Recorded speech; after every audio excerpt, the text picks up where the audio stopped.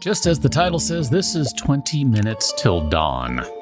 This is another Survivorslike game, and I think we'll go ahead and roll through as Scarlet today, and we'll probably take...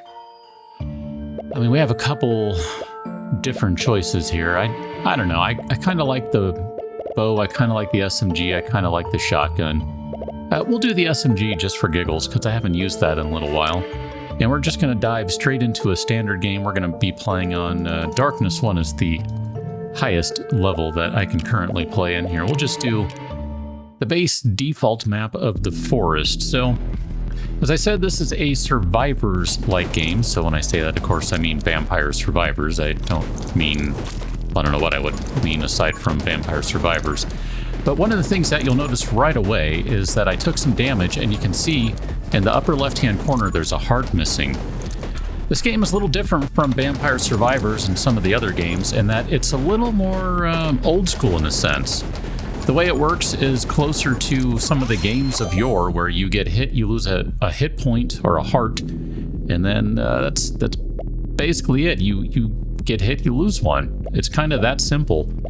It's kind of interesting, too, in that when you get these level ups, so it's similar to other Survivor games, you get a level up, you get a choice between different things. You can see right away what all of your different options are going to be within this particular line of options.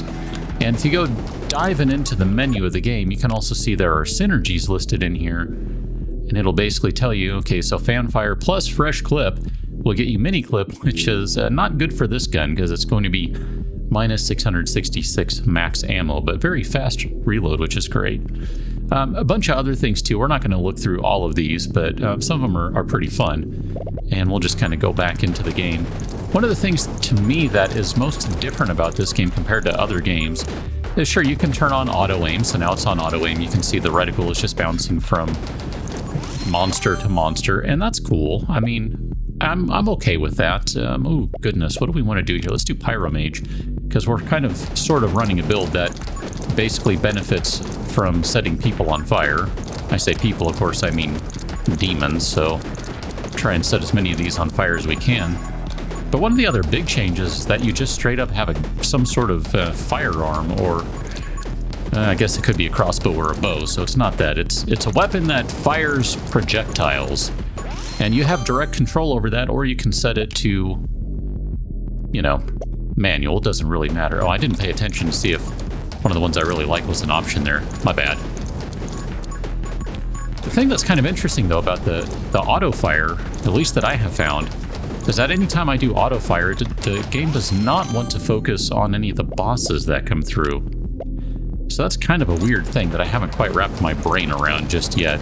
But I don't know, maybe I'm misunderstanding how it works or missing something. Generally speaking, for this game and this game alone, I will leave aiming on manual.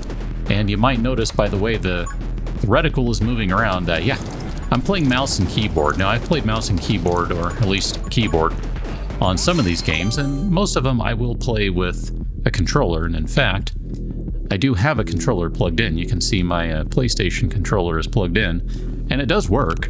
I mean, you can see on the screen I'm hitting the things, it's moving around, it's doing stuff.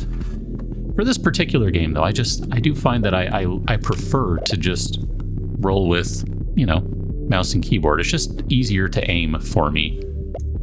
We're going to go ahead and take double shot, which is going to turn this into projectile nightmare for all these guys, because it's going to basically split each particular gun. We have two SMGs into 2 bullets, so each round fired is going to be 4 rounds fired, essentially.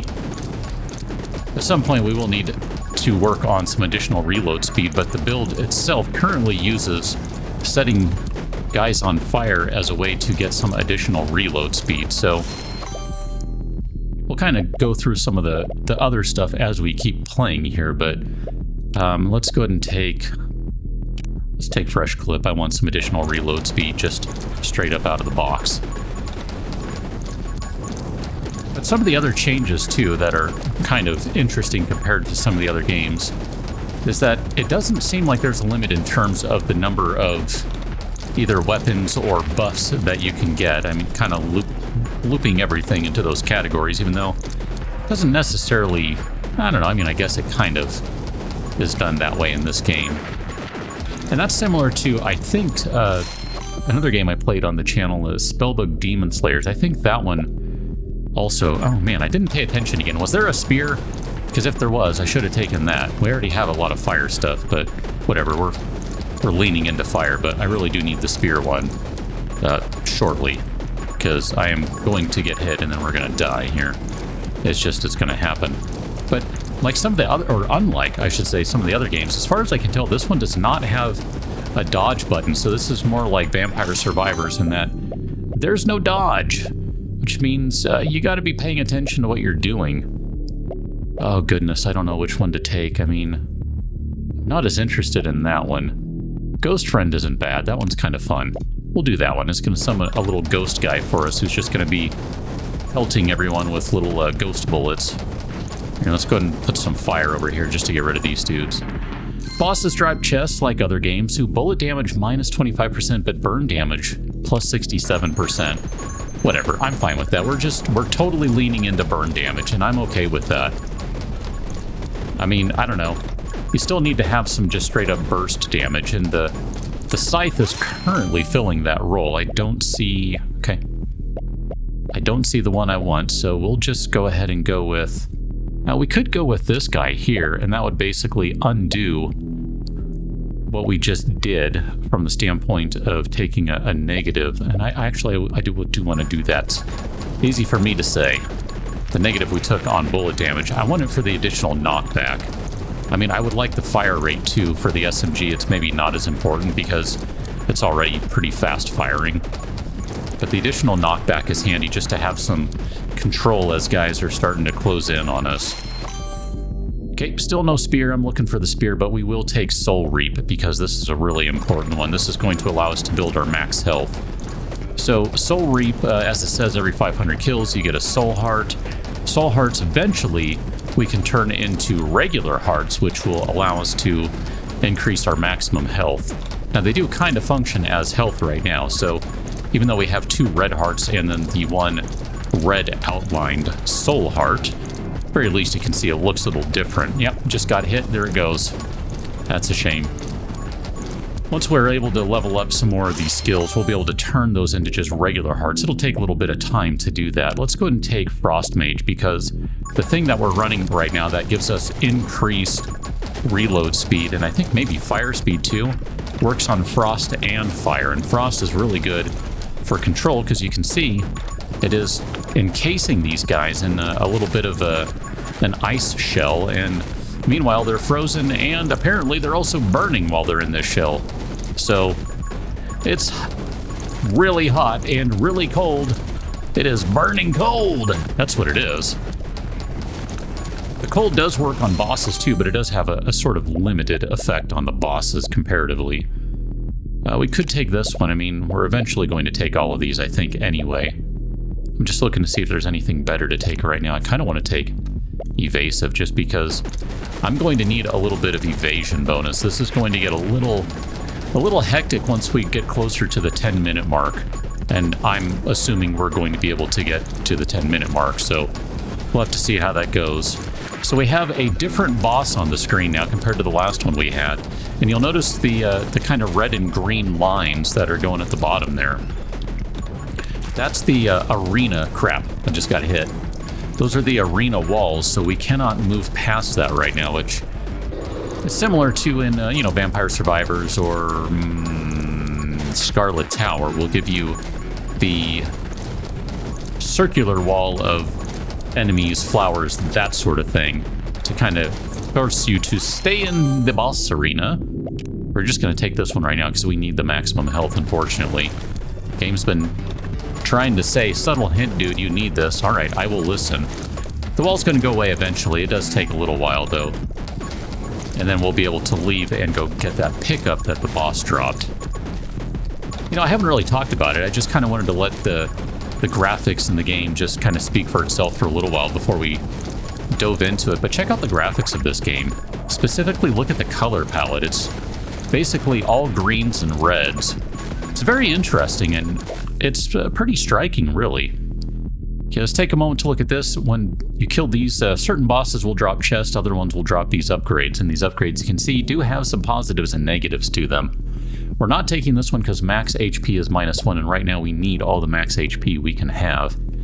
This is an interesting one.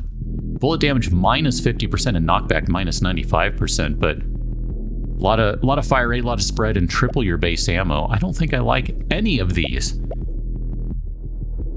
Oh man, I guess we're going to take this one and just deal with the loss of max HP. I mean, eventually we'll be able to overcome that. It's just right now it's kind of problematic. Let's get rid of these guys. The big eyeballs you see floating around, dang it, I knew you were getting too close, are going to fire projectiles at us, so you know, need to be able to dodge all that crap. But let's just go ahead and spray a bunch of bullets over there. There you go. And we'll be able to run through and collect some stuff. Soul conversion, this is the one we want here, although right now it doesn't do any good for us. But we're going to go ahead and take that. Soul hearts are converted to max HP after 60 seconds of gaining them. So if we can ever get the spear one that I want, that's going to give us another way to get soul hearts, which will really allow us to start working on that max HP. And as it so happens, max HP and the spear go very well together. Like, seriously, it's a really good combination. Hey, got a dodge right there. Excellent. Evasion is, that 20% comes through and is critical sometimes. Man, we still don't have an option for it. I guess we take this one, because we'll take Wind Cutter. We need to work on the scythe a little bit, and the extra movement speed will be helpful right now, because I am very much struggling to talk, shoot, and walk at the same time. It's funny, before I played this particular round we are playing right now, because I'm sitting here playing, we're playing this as we go. I mean, if I take my hand off the keyboard, then, I'm gonna die, so let's not do that. But I played a round before sitting down to play this one, and things were going pretty well. I was feeling pretty good, as, wasn't quite starting to get cocky about it, and then everything just fell apart, and it was just hit after hit after hit. And I had a good solid 10 or 12 max health easily, if not more than that, and it just fell apart. I don't know, man. It fell apart. I guess we'll take this one just to get some increase. Ooh. I do want... Oh, goodness. Do you go with bullet size or bullet damage? And let's do that one then. Let's make our rounds more valuable. Even though I really would like better reload. I think this will be a good one to do. Just because, these guys are just getting a little too close for comfort here. We can make sure that our rounds are doing a little more damage. We'll be okay. Although this is getting close to that 10-minute mark I said, where things are going to get really interesting. I mean, look at this. I am dancing around everyone right now. This is bad news, is what this is. Let's go ahead and take Split Fire. That's going to help just kind of keep everyone in control over here a little bit. That one's pretty fun. When you finish that line, you get Fan Fire, which basically just fires a bunch of stuff in random direction. It's pretty cool. I like that one a lot. Let's try and get that Soul Heart. There we go. We did get hit, but we didn't get touched. Magic Spear! Help me, please, Magic Spear! So you can see we got 2 Magic Spears floating around us. They are going to attack on their own. They'll do their own thing. And we're going to pick up another Soul Heart here, and with a little luck, we're going to not be hit for the next 50 or so, never mind, seconds. And we'll be able to convert one of the Soul Hearts. Let's try that again. Let's not get hit for another 50 or so seconds. Convert that to max health, and then we got to worry about healing. That's like a whole other separate issue, which there are ways to address that. It's just we got to get to that point. Got about another minute or so of this just insane swarm of guys, and then spoiler, we're going to switch to a different type of thing going on primarily. So just trying to keep all of this under control as long as I can. Need to reload. The magnetism's a good one. Let's do this one. As I was just saying, there are potential ways around. Ooh, that's a good one too. We'll take that. a 0.5%. Is that what it is? 0.05? 0.5% chance to heal up when we burn someone. I mean, we're basically just burninating everything, so... Oh, this is going to get ugly in a second. Really need to carve a path to get out of here. It's interesting, too. I haven't mentioned it, but trees will attack you. Don't get close to them. As far as I can tell, you cannot kill them. Here, I'm just trying to keep a path that we can follow, because we are just about at the end of the massive swarm of these guys. Looks like we did convert a soul heart, too, which is really good news. Okay. I'm trying to carve a path a little bit. There we go. Holy Spear. Max Spear deals plus 10% damage for every max HP you have. If you haven't been watching all the different things we've been doing and, you know, all the things I've been saying, or if you have, rather, and you haven't seen what I've been talking about in action, here it is. The spear is going to do more damage for the more health we have, and since we are trying to pick up soul hearts and convert them to max health, that converts into more damage just straight up. So now you start to see some of the synergies that are going on. And this isn't even one of the synergies that the game is calling out specifically in terms of a specific upgrade or power. This is just more of a general making things work together synergy. You know, using the mechanics of the game in the way that they intend so that, you know, you can make a more effective build. I'm not saying we're going to do anything good with this, I'm just saying we're starting to see it come together. We do need at least one upgrade in the spear line to really make a big difference, but we're getting there. We're getting there. And then we'll still have some other upgrades and potentially some of the true synergies, you know, the evolutions, if you would prefer to think of them in those terms. There's another soul heart, that's more max damage. It's too bad we don't have the one, at least I don't think we do, that gives bullet damage on gaining soul hearts. That's a pretty good one. That would kind of combine well with the SMG, just because we are throwing out quite a few bullets, and, you know, more bullets you barf out, the more damage you're going to do, sort of thing. All right, so arrow magic is a kind of fun one. I do like magnetism, too. Magnetism eventually turns into some pretty good stuff to reload bullets, and also increases different bonuses there. Could do the Dragon Egg. Glare is kind of fun. It'll just straight up do damage. And this is kind of a good one for us because Glare will also, once we get in a couple of upgrades, it'll apply whatever bullet effects we have. So Glare will be able to start applying Burn and Freeze once we get a couple of upgrades into it. And then the more burning and freezing we have, the more chances we have to heal, the more our reload rate, the more chances we have for our reload and fire rate to be buffed, etc. We do have another boss on the field, but we've got so many of these guys that I kind of can't deal with the boss right now. I'm just trying not to get hit to lose that soul heart, because I'd really like to increase the damage on the spear. The spear can get up to some pretty ridiculous damage once you've been running around for a while and been able to collect a bunch of hearts. It really can. You can turn it into a pretty devastating weapon. Scythe, for me, seems to kind of lose some of its luster as you go on, and maybe that's because I haven't really leaned into the Scythe build in terms of getting a bunch of movement speed and curse. That's one of the other things it can do, but just the same, we're going to keep pushing here. You know, if I had to just kind of give you some general commentary on the game itself, since, you know, kind of turning back to that, I do enjoy the game. I don't know where I would put it on my list of the other Survivors-like games I've played at this point, but it wouldn't be at the top. For me, that's still probably, I don't know, it might be a three-way right now for me between Vampire Survivors, Scarlet Tower, and Spellbook Demon Slayers, and Brotato, so let's add a four-way. Like, I genuinely like all of those games for different reasons. Yeah, we're going to die here in a second. We're just not able to keep up with the damage output we need. There's too many things going on, and there you go. But I do enjoy this one, and in fairness, I haven't been able to play this one as much, in part because I prefer to play it with a keyboard and a mouse than with a controller. So, and I haven't talked about how or why that matters, but that's for another day.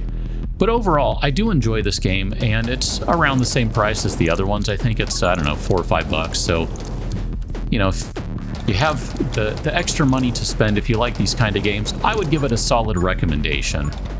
And perhaps a different build or a different character or a different weapon would work better for me. I mean, I beat the game on its default difficulty, but I'm still really struggling to get through the first increase in difficulty, and part of that I think is just I haven't unlocked enough of the upgrades. And when I do that, it'll definitely help out because, you know, you'll be more effective. And in fact, here, just I meant to do that. I kind of accidentally just clicked right through thinking, duh. Here, let's go back to the main menu because I just want to kind of show you some more of those upgrades. We didn't really go through them before. This game doesn't have as extensive, as far as I can tell, upgrades compared to some of the others. You have your runes right here, which will kind of, you can pick whichever one you want active. And I mean, you can see there are some different ones every 15th on their enemy killed. Drops an item to heal for 1 HP. Cool. And then, you know, more upgrades, it'll lower the threshold for how many enemies you have to kill. But this is, as far as I can tell, this is pretty much it. You have your sword, your offensive, and your shield, your defensive upgrades. And that's basically it. And then you have a variety of different characters who all appear to be women, as far as I can tell, to upgrade, or to choose. You can't upgrade them, although there is kind of a way to upgrade them. This little thing here, if you go through and you beat the boss, you can get some like crown pieces, I think they were, or something, to upgrade the characters. And I think maybe you can do that with the weapon as well. I'm not sure. Or maybe I just was using that weapon when I upgraded Shanna. I don't know. But overall, I would give this game a recommendation. It is enjoyable. I do like it. It's just maybe, I don't know. I don't maybe like it as much as I like some of the other ones I've played. And again, part of that might be a matter of just needing to play a little more. And I do kind of like that there are some different modes. We didn't even really talk about that.